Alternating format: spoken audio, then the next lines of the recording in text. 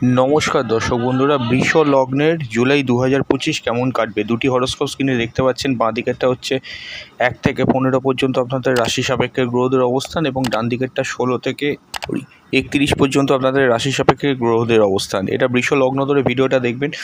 प्रथम पार्टे देखुन 1 থেকে 15 आपनादेर राशितेई शुक्र थाकছে, द्वितीय भावे रवि, तृतीय भावे बुध थाकছে एबं मंगल एबं केतु यथाक्रमे किन्तु चतुर्थ भावे अवस्थान करছে। पंचमे कोनो ग्रह नेই, षष्ठे कोनो ग्रह नेই, सप्तमे कोनो ग्रह नेই, अष्टमेও কোনো গ্রহ নেই, নবমেও ফাঁকা, দশম ভাবে রাহু অবস্থান করছে, একাদশে শনি থাকছে। শনি কিন্তু বক্রি হবে 13ই জুলাই। দেখুন আমি শনির তলায় লিখেছি বক্রি 13ই জুলাই। দ্বাদশেও কিন্তু কোনো গ্রহ নেই, দ্বাদশপতি চতুর্থভাবে আছে। দেখুন একটা কথা বলি, রবি 16 তারিখ মাসের মাঝামাঝি সময় রাশি সাপেক্ষে তৃতীয়ভাবে অবস্থান করবে। বুধ আবার বক্রি হবে কিন্তু 18ই জুলাই রাশির তৃতীয়ভাবে। তো মঙ্গল আবার মাসের শেষ দিকে 28শে জুলাই রাশি পরিবর্তন করে পঞ্চমে আসছে। এই হচ্ছে গোটা মাসে গ্রহদের প্যাটার্ন। এবার আমি চাকরি, ব্যবসা, পড়াশোনা, প্রেম, বিবাহ, অর্থনৈতিক অবস্থা, শরীর স্বাস্থ্য, হেলথ, এক্সট্রা যে ফ্যাক্টরসগুলো থাকে সেগুলো সব কিছু নিয়ে আমি এখানে এবার আলোচনা করছি। আপনারা প্রথম থেকে শেষ অবধি মন দিয়ে কিন্তু দেখুন চাকরির ক্ষেত্রে সর্বপ্রথমে আমি বলবো কর্মের যে জায়গাটা, কর্মের জায়গা কিন্তু রাহু এখানে ফ্লো দেবে, আকস্মিক কর্মপ্রাপ্তি সর্বপ্রথমে কিন্তু আমি বলতে পারি। কর্মহীন হয়ে যারা আছেন বিশ্বলগ্ন, আকস্মিক কর্মপ্রাপ্তি কিন্তু ঘটতে চলেছে। তার কারণটা কি? কারণ রাহু যেহেতু অবস্থান করছে দশমভাবে, দশমে রাহু কিন্তু আকস্মিক প্রাপ্তি দেবে। শনি একাদশে বক্রি হবে 13ই জুলাই। তার আগে বলে দেবো কর্মপতি শনি যখন বক্রি হবে তার আগে কর্মক্ষেত্রে ইম্পর্টেন্ট ডিসিশানগুলো নিয়ে নিতে। যারা চাকরি করছেন, চাকরি চেঞ্জ করবেন, ট্রান্সফার করবেন, পরিবর্তন করবেন, যে কোনো ডিসিশান 13ই জুলাইয়ের মধ্যে নিয়ে নিতে। তারপরে শনি বক্রি হয়ে গেলে পরিস্থিতি একটু আপনার বিপক্ষে থাকতে পারে। ব্যাক অফিস, সেলস, টার্গেট ভিত্তিক কাজগুলো মোটের ওপর কিন্তু ভালো যাবে, কিন্তু শনি বক্রি হওয়ার পর যেটা হবে, যে পরিমাণ এফোর্ট আগে দিতে হচ্ছিল তার বক্রি হয়ে যাওয়ার পর কিন্তু একটু বেশি এফোর্ট দিতে হতে পারে। এইখানে একটু প্রবলেম আসতে পারে।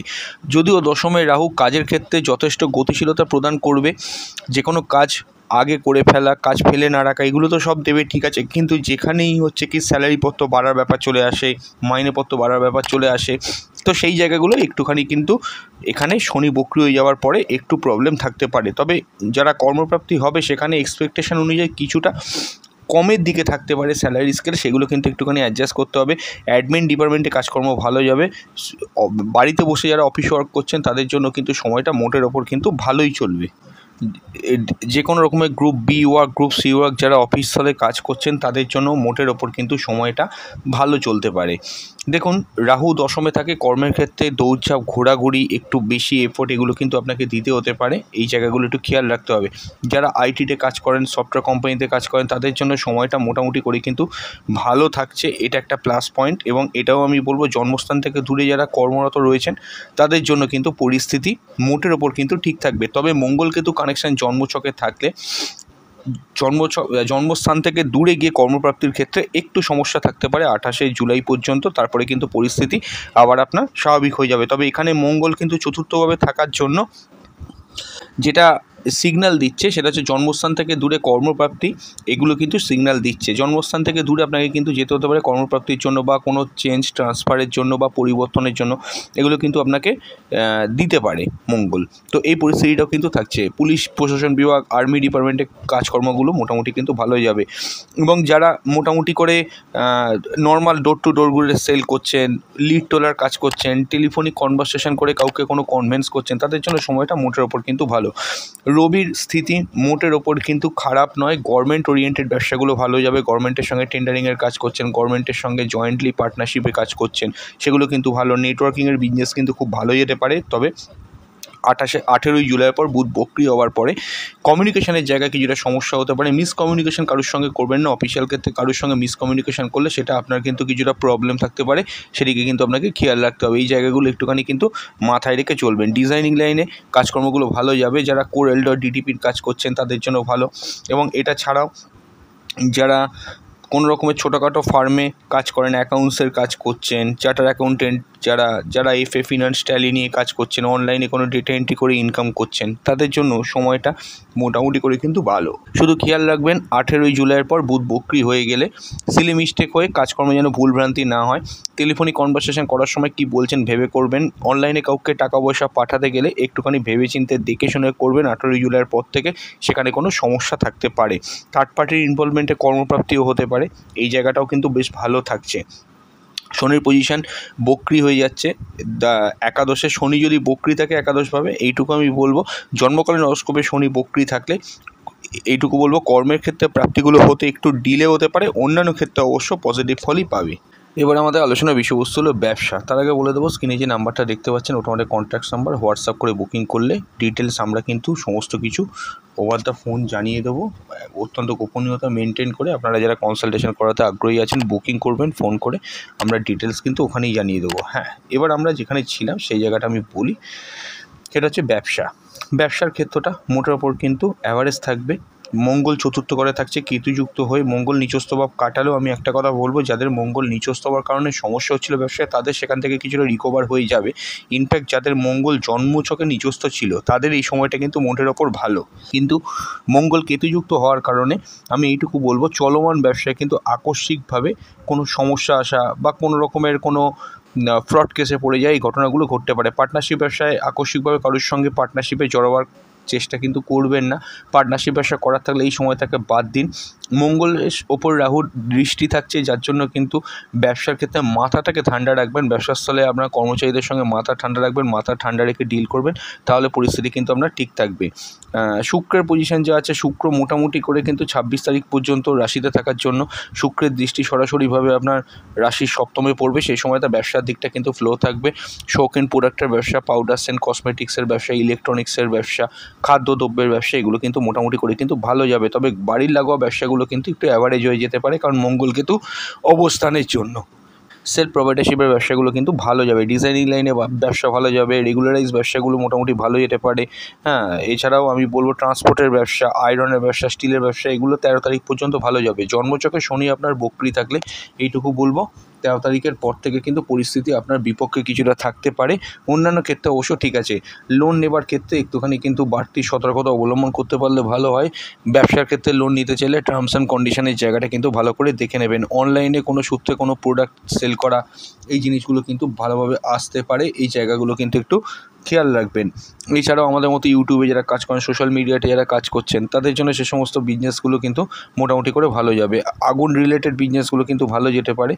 এছাড়াও আমি বলবো ফাস্টফুড আইটেমের ব্যবসা ভালো যাবে। কোনো সবুজ আইটেমের ব্যবসা, স্টেশনারি শপের ব্যবসা বা মুদিখানার দোকানের ব্যবসা, জুয়েলারি শপের ব্যবসা, এগুলো কিন্তু মোটামুটি করে কিন্তু ভালো যেতে পারে। তো যাই হোক, যারা রিপেয়ারিংয়ের কাজ করছেন, কোনো রকমের হার্ডওয়্যার বা এই মোবাইল বা কম্পিউটার রিপেয়ারিংয়ের কাজ করছেন, তাদের জন্য মোটামুটি করে কিন্তু পরিস্থিতি স্বাভাবিকই থাকবে। আচ্ছা, এছাড়াও আমি বলবো অন্যান্য ব্যবসার ক্ষেত্রে যারা ডোর টু ডোর ঘুরে কোনো আইটেম তৈরি করে সেল করছেন, অনলাইনে কোনো দ্রব্য সেল করছেন, তাদের জন্য 18 তারিখ পর্যন্ত ভালো যাবে অনলাইনে সেলটা। তবে 18 তারিখের পর থেকে পরিস্থিতি একটু অ্যাভারেজ থাকতে পারে। বুধ যদি জন্মকালীন ছকে বক্রি থাকে, সেটা কিন্তু খেয়াল রাখবেন। মিসকমিউনিকেশন একদমই করবেন না, যেটা কর্মক্ষেত্রের সময় বললাম। মিসকমিউনিকেশন করলে হবে না। সরাসরি কোনো সমস্যা থাকলে কর্মচারীদের সঙ্গে সামনাসামনি বসে মিটিয়ে নেওয়ার চেষ্টা করবেন, সেটা আপনাদের জন্য বেটার হতে পারে। রঙের ব্যবসা, দুধের ব্যবসা বা জলের কোনো ব্যবসা, মিনারেল ওয়াটারের ব্যবসা, এগুলো কিন্তু মোটামুটি ভালো যেতে পারে। সারা মাস জুড়ে খুব একটা খারাপ কিন্তু কিছু নয়। এছাড়াও যারা মনে করুন গার্মেন্টসের ব্যবসা করছেন, সুতোর ব্যবসা, কাপড়ের ব্যবসা, এই সমস্ত ব্যবসাগুলো মোটামুটি করে কিন্তু ভালো চলবে। আর এছাড়াও অন্যান্য বিষয়ের কথা বলতে গেলে, অন্যান্য যে ব্যবসাগুলো হয় আদার্স, কোনো রকমের কাঠের তৈরি আইটেমের ব্যবসা, এগুলো কিন্তু মোটামুটি ভালো চলতে পারে। পুজো উপকরণ সামগ্রীর যে বিজনেসগুলো হয়, যে দোকানগুলো পুজোর দশকর্মার যেগুলো বললাম, যে সমস্ত জিনিসপত্রগুলো সেল করছেন, তাদের সেগুলো ভালো যেতে পারে। এছাড়াও আমি বলবো যারা অ্যাস্ট্রোলজি গ্রহরত্নের ব্যবসা করছেন, সেই সমস্ত ব্যবসাগুলো মোটের ওপর কিন্তু খারাপ কাটবে না। মঙ্গল কিন্তু যোগ থাকলে ব্যবসায় কিছুটা হলেও ভাটা পড়তে পারে, অন্যান্য ক্ষেত্রে অবশ্য ঠিকই থাকবে। মাথা যত ঠান্ডা রাখতে পারবেন, ব্যবসার স্থলে তত ইমপ্রুভ করবে। আচ্ছা, এবার আমাদের আলোচনা স্কুলের পড়াশোনা। দেখুন, স্কুলের পড়াশোনার ঘরে অলরেডি মঙ্গল কিন্তু উপস্থিত, পড়াশোনার ক্ষেত্রে মন প্রায় থাকবে না।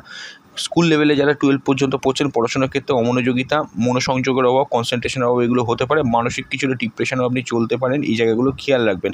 মায়ের শরীর স্বাস্থ্য নিয়ে high blood pressure, cholesterol, lipid প্রোফাইলের সমস্যা থাকলে সেটা একটু লক্ষ্য রাখবেন। ঘুমের সমস্যা হতে পারে আপনার মায়ের বা মাতৃস্থানীয় কোনো ব্যক্তির। মায়ের হেলথ নিয়ে কিন্তু কোনো কার্পণ্য করবেন না। যদি কোনো সমস্যা থাকে ডক্টর অ্যাডভাইস নিয়ে নিন, মায়ের মতামতকে কিছুটা গুরুত্ব দেওয়ার চেষ্টা করবেন, সেটা হলে কিন্তু আপনার জন্য সেটা ভালো হতে পারে। গৃহে বাস্তুগত কোনো সমস্যা চলে সেটা এই সময় কিন্তু মাথাচাড়া দিয়ে উঠতে পারে। যদি প্রতিকার না থাকে অবশ্যই কিন্তু প্রতিকার করিয়ে নেবেন, এগুলো কিন্তু একটু খেয়াল রাখুন।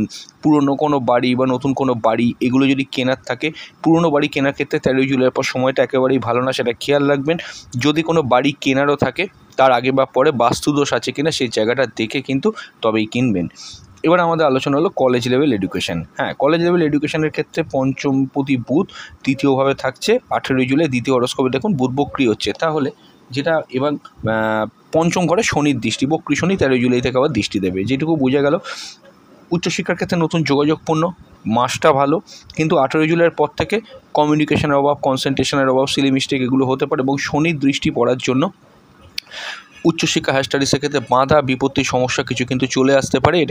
এখানে কিন্তু খেয়াল রাখতে হবে। এবং ইঞ্জিনিয়ারিং বিভাগে পড়াশোনা মোটামুটি কিন্তু ভালো যাবে। এমটেক বিটেক নিয়ে যারা পড়াশোনা করছেন তাদের জন্য প্রায় গোটা মাস জুড়েই কিন্তু ভালো। এছাড়াও যারা হায়ার স্টাডিজ করতে চাইছেন, কোনো ক্র্যাশ কোর্স করতে চাইছেন, চাকরিমুখী পড়াশোনা করতে চাইছেন, তাদের জন্য সময়টা কিন্তু আপনার অনুকূলেই কাটবে। এই জায়গাগুলো আমরা বেটার দেখতে পাচ্ছি। শুধু যদি 18 জুলাইয়ের পর অনলাইনে কোনো কোর্স অ্যাপ্লাই করতে চান, ওই ইনস্টিটিউটের সত্যতা একটু দেখে নেবেন, কতটা অথেন্টিক, সার্টিফিকেটের ভ্যালু আছে কিনা, ওই কোর্সের কোনো ভ্যালু আছে কিনা, এগুলো কিন্তু একটু দেখে নিতে হবে, নাহলে আননেসেসারি টাকা খরচা হতে পারে। নাম্বার বেরোবার থাকলে, মার্কস বেরোবার থাকলে শনি যদি জন্মকালীন হরস্কোপে বক্রি কিছুটা সমস্যা আসতে পারে 13 জুলাইয়ের পর থেকে। অন্যান্য ক্ষেত্রে অবশ্য ঠিকই আছে। ডাক্তার লাইনে পড়াশোনা মোটামুটি করে কিন্তু ভালো যাবে। টিউটারদের সঙ্গে কোনো রকমের মিসবিহেভ করবেন না। অ্যাসাইনমেন্ট ঠিকমতো জমা দিয়েছেন কিনা সেটা দেখে নেবেন। পরীক্ষার হলে কোশ্চেনের সব কোশ্চেন অ্যান্সার দিয়েছেন কিনা সেগুলো দেখে নেবেন। হল কালেকশন করে পরীক্ষা দেওয়ার চেষ্টা করবেন না। 13 জুলাইয়ের পরে শনি বক্রি আছে, কিছু কিন্তু সমস্যা থাকতে পারে। এবার আমাদের আলোচনা হলো প্রেম সম্পর্ক, রিলেশনশিপ।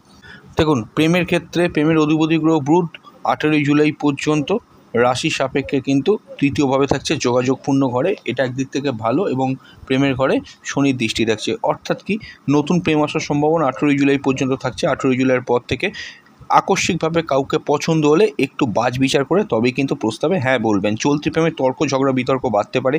শনির দৃষ্টি পঞ্চমে থাকার জন্য চলতি প্রেমের মধ্যে রেগুলারভাবে এক সপ্তাহ কিন্তু ভালো যাবে না। এক সপ্তাহের মধ্যে হয়তো 4 দিন ভালো গেল, 3 দিন একটু ডিস্টেন্স হলো। ঝগড়াঝাটি করে ডিস্টেন্স না হলে হয়তো আপনার শরীর খারাপ, আপনার পার্টনারের কোনো কাজ আছে, ঠিকমতো কথা বা দেখা হলো না, এই জিনিসগুলো কিন্তু একটু প্রভাব বিস্তার করতে এখানে পারে। এই জায়গাগুলোকে কিন্তু খেয়াল রাখতে হবে।